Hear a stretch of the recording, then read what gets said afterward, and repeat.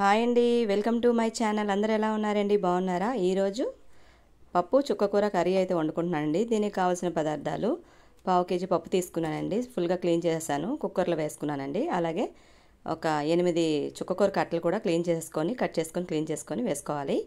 అలాగే టమాటాలు ఒక 3, పచ్చిమిరపకాయలు ఒక 4, రుచికి తగినంత సాల్ట్, కారం ఒక 4 స్పూన్స్ వేసుకున్నానండి.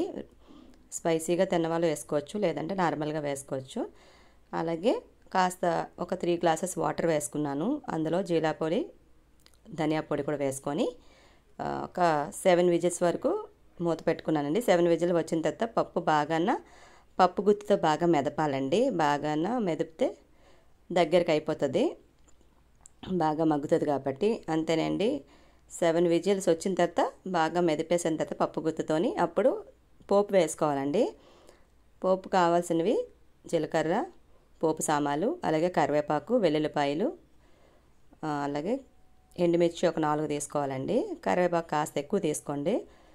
అందుకే ఇలాగా బాగా పప్పు మగ్గిన తర్వాత ఒకసారి మళ్ళీ కలుపుకోవాలండి.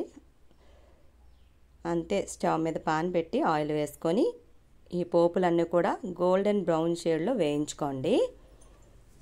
వేయించుకున్న తర్వాత మగ్గిపోయిన పప్పు కూడా వేసేసేయడమేనండి. అంతేనండి. ఎంతో రుచిగా అయిపోయిన పప్పు చుక్కకూర రెడీ అయిపోయిందండి. టేస్టీ పప్పు చుక్కకూర.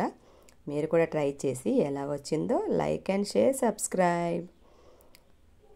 చాలా సూపర్గా ఉంటుందండి. గోంగూర పప్పులాగా ఉంటుంది.